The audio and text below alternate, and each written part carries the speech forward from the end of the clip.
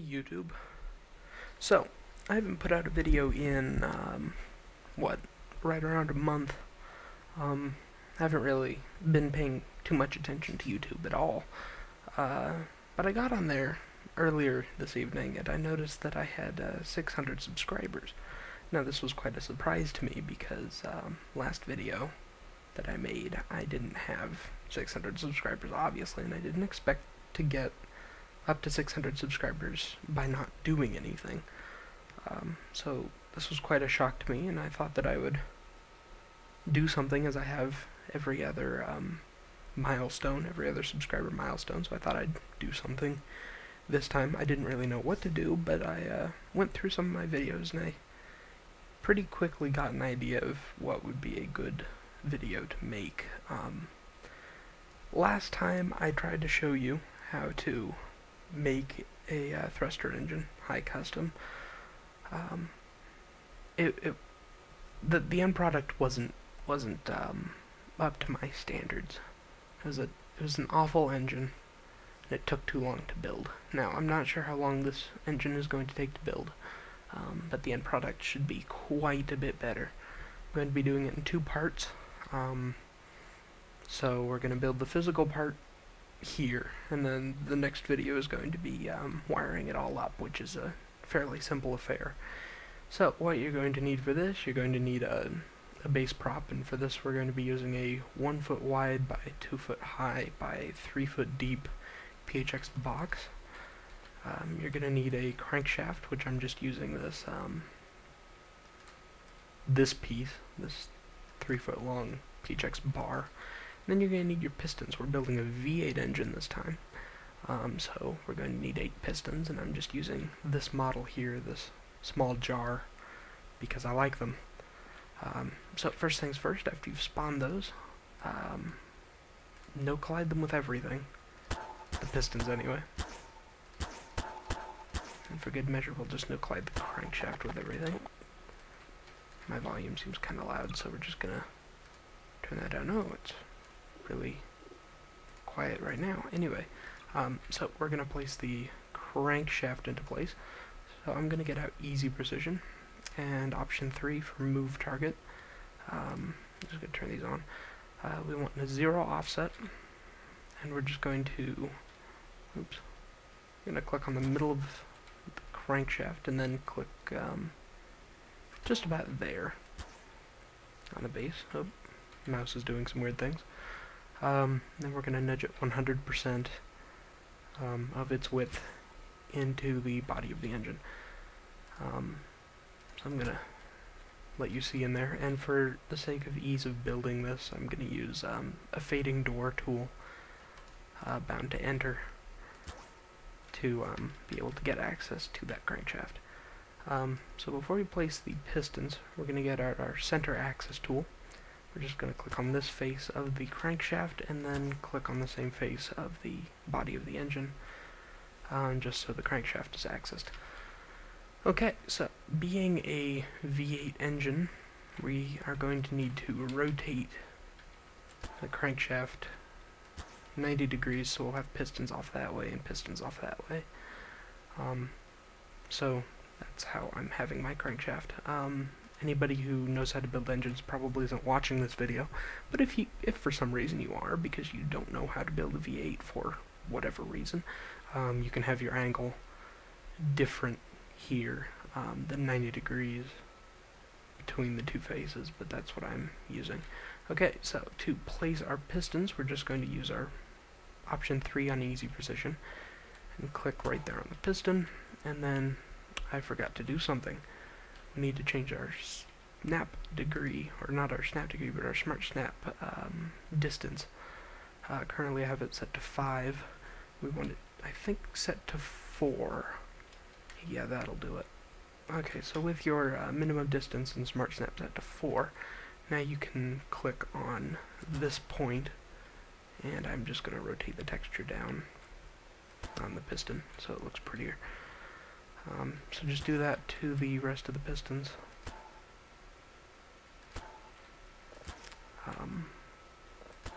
Pretty much place them along so that they're evenly spaced and actually on the crankshaft, so they're not jutting out the side of the engine or anything. So we'll just finish up these last 4.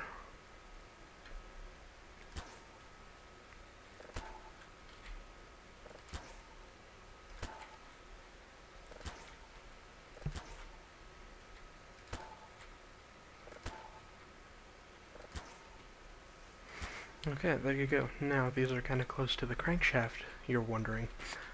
So we're going to pull them out away from the crankshaft a bit, and I think that 25% of their width ought to do it. Yeah, that's plenty. So just pull them all out. So there. So that is what our V8 engine is going to look like soon. So if you've gotten this far, good job. Okay, now for the kind of semi-complicated part, we are going to be placing our sliders, and we are going to be doing this with precision alignment, the most complicated tool anybody's ever made, anywhere, anytime, ever. So to do this, we are going to right-click on our engine block, and we're going to select point hit position for point 1, and we're just going to click right there on the piston, and then we're going to select point mass center and point 2 and click on the same piston. So now we have a point on this side and the point in the middle of the piston. Now with point 2 selected, we want to click attach, and what that does is that attaches our point, in this case point 2, to the highlighted prop. So now we have a point 1 on the piston and a point 2 in the middle of the piston, but attached to the engine block.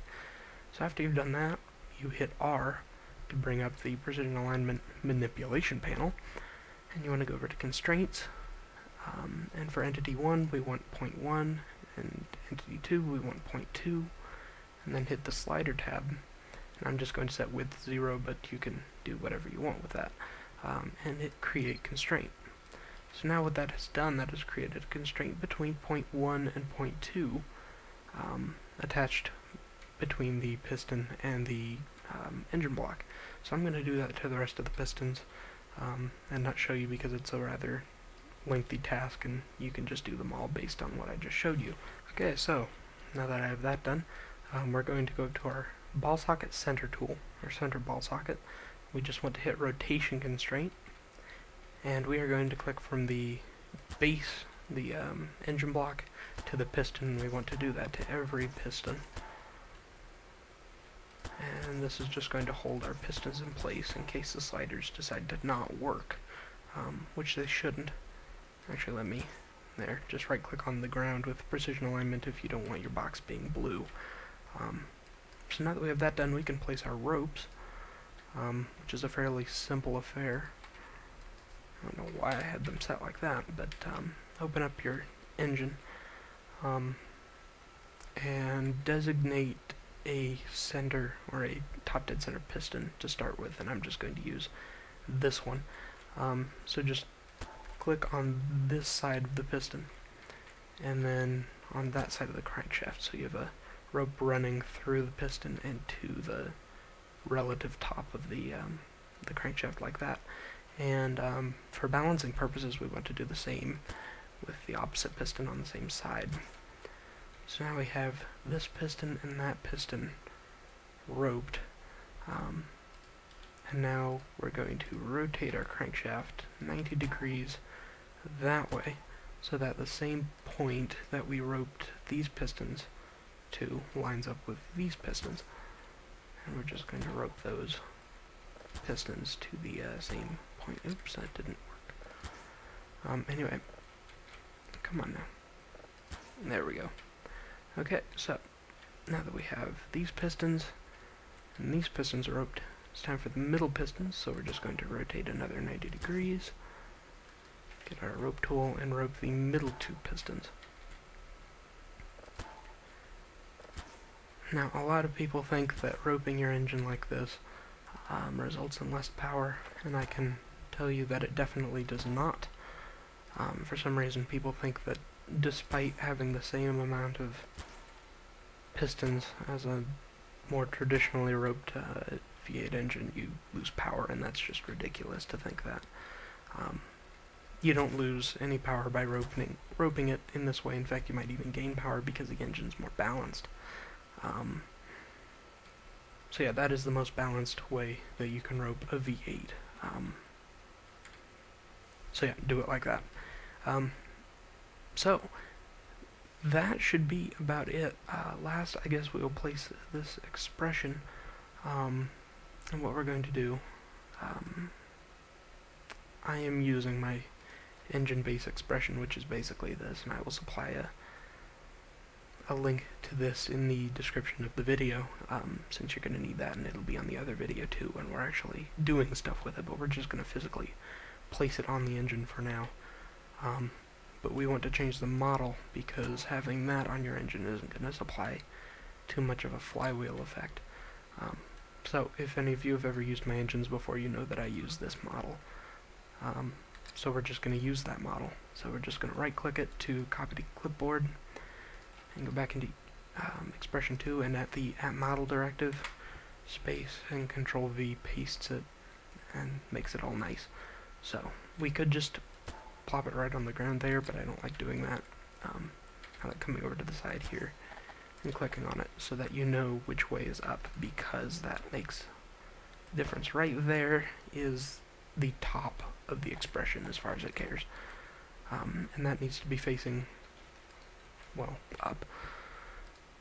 So we're going to place that on our crankshaft so that this is at the top when this piston is at the top of its stroke, which it is right now.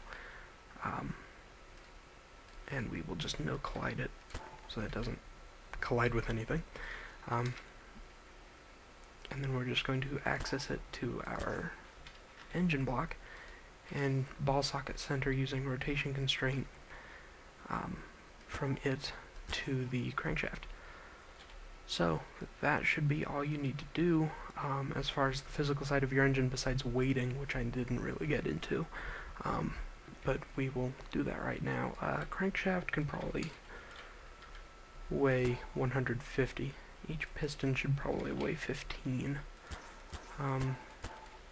If you know what you're doing, you can weight them differently, but for now, just keep them here. And the flywheel weight of 50 ought to do it. So, with that done, we're just going to use Advanced Duplicator 2 to paste it and make sure that it works. And we have one derby piston. Why is it like that? That's not right. It shouldn't be doing that. What's going on? So I solved the issue. It was just something that I had done off camera with the sliders that I made a mistake. So make sure that you're paying attention when you're doing that, or else you'll have problems. So yeah, this concludes video 1 of the 2-part engine tutorial. This is what you should have ended up with.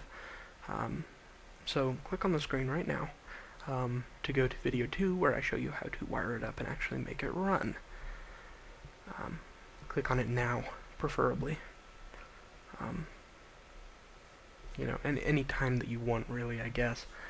No rush or anything, you know, it's your time, not mine.